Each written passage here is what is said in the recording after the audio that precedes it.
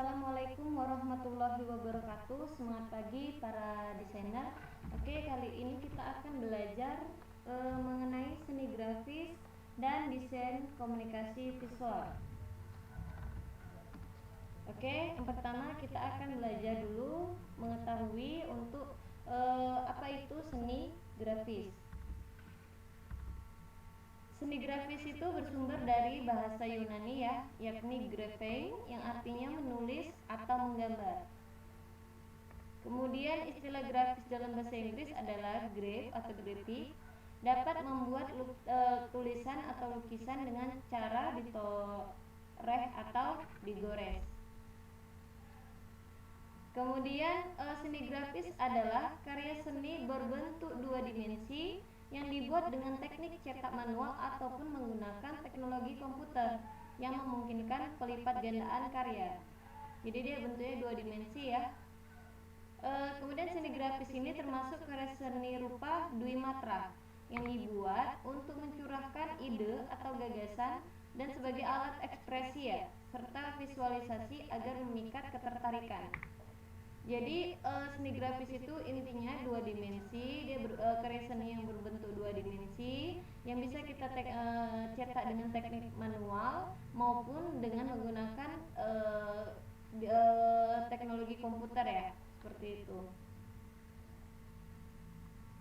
Kemudian kita lihat di sini ada fungsi dari seni grafis sebagai keindahan sebuah media, kemudian sebagai ungkapan ekspresi seni, kemudian sebagai media penghubung antar pelukis dan penikmatnya, kemudian untuk menyampaikan pesan, kemudian sebagai media promosi untuk penambah penghasilan ya, untuk menyalurkan hobi juga, kemudian sebagai media apresiasi seni. Oke, di sini ada teknik seni grafis yang pertama cetak relief. Teknik di mana tinta berada pada permukaan asli dari matriks. Teknik ini meliputi cungkil kayu, engraving kayu, cukil linoleum atau linocut, dan cukil logam atau metal cut. Yang kedua ada intaglio. Teknik ini di mana tinta berada di bawah permukaan matriks yang meliputi engraving, etsa, mezzotin, aquatin, chaincoat, dan dry point. Kemudian yang ketiga ada planografi, di mana matriks permukaannya tetap, hanya mendapat perlakuan khusus pada bagian tertentu untuk menciptakan image atau gambar yang meliputi litografi, monotype, teknik digital stencil, termasuk cetak sharing dan pochard.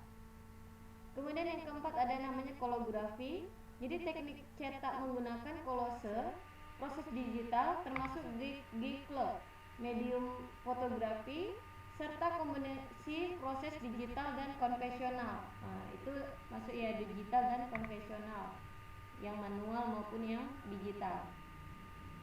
Yang kedua kita akan belajar mengenai desain komunikasi visual.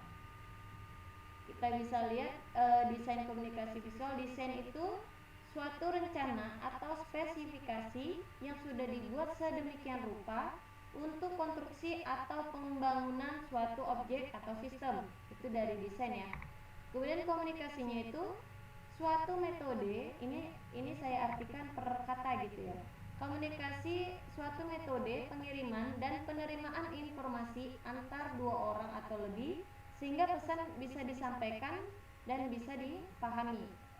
Kemudian untuk visual, itu sesuatu yang dapat dilihat atau diamati dengan indera penglihatan ya, yaitu mata kita ya.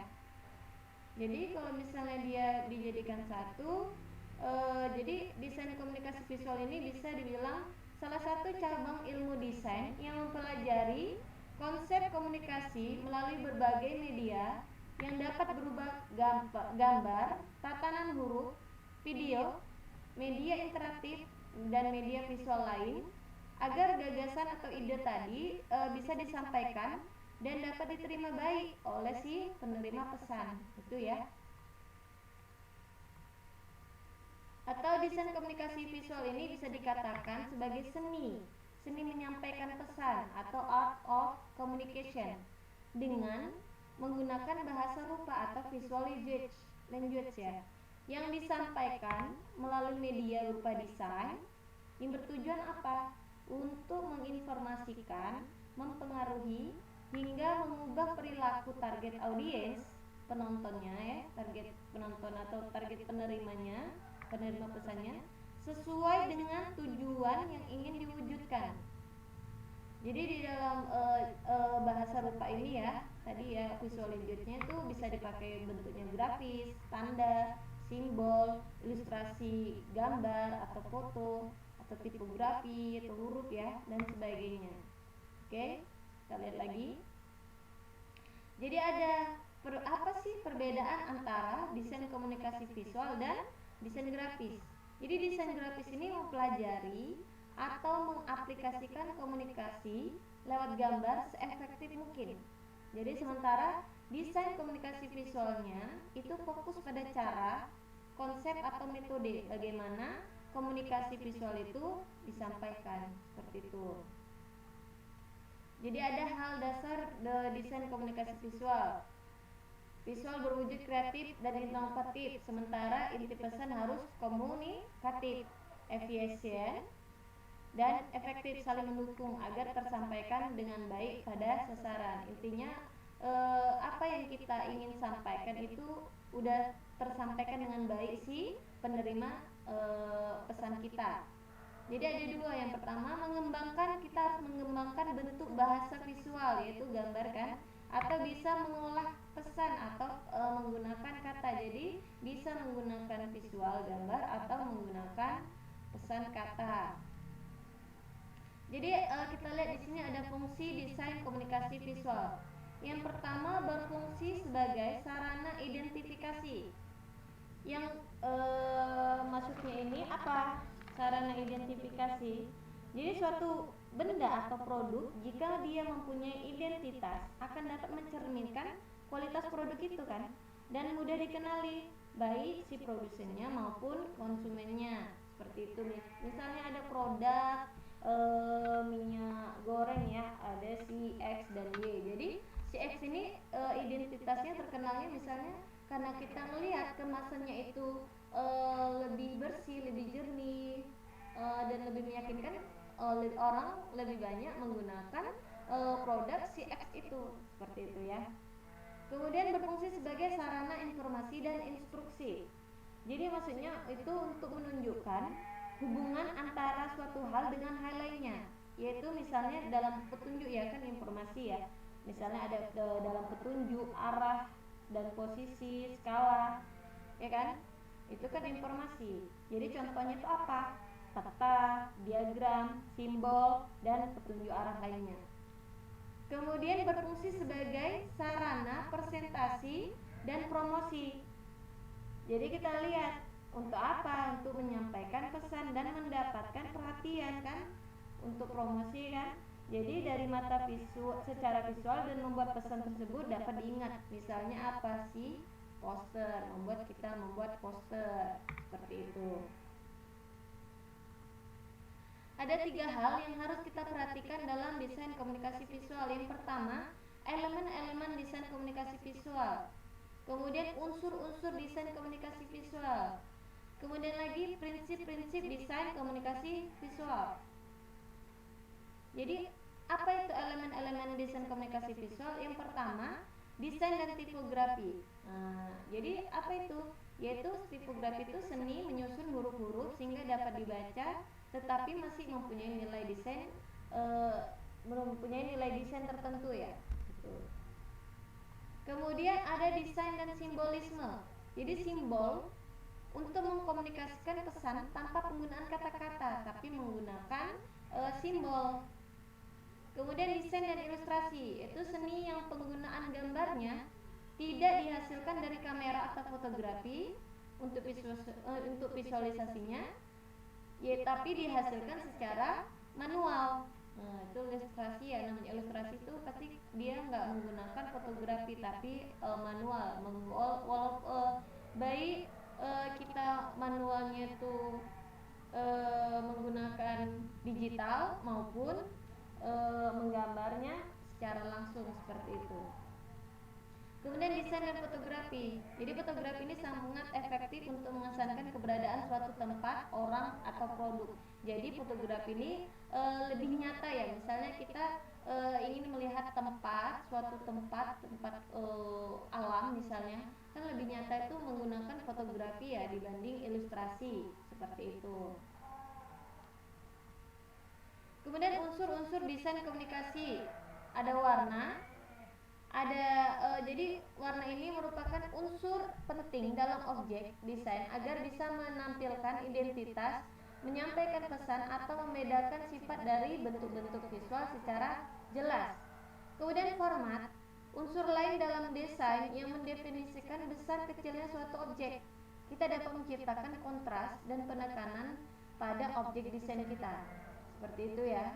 Jadi kita bisa misalnya nih yang paling kita fokuskan gitu, paling kita prioritaskan, kita bikin dia kontras kayak gitu ya, atau penekanan. Jadi begitu orang melihat desain atau produk yang kita punya, orang tahu mana nih yang mau kita prioritaskan, orang melihat situ dulu, seperti itu.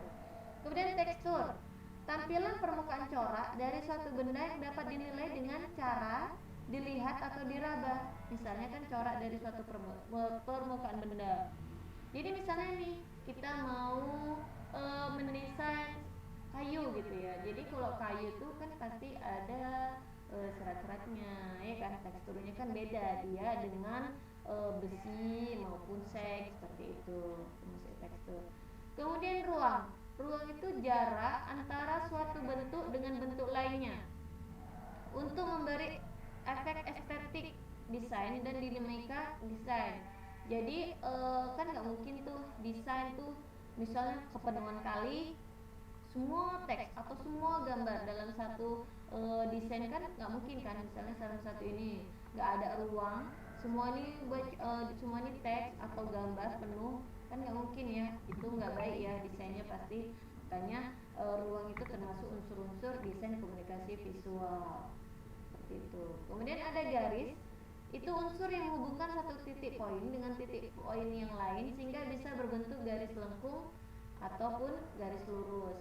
Itu garis ya. Kemudian bentuk, segala hal yang memiliki diameter tinggi dan lebar seperti kotak, lingkaran, segitiga, itu huruf juga termasuk bentuk, simbol juga termasuk bentuk, font juga termasuk bentuk, seperti itu. Oke, kemudian ada prinsip-prinsip desain komunikasi visual. Yang pertama itu kesatuan atau unity.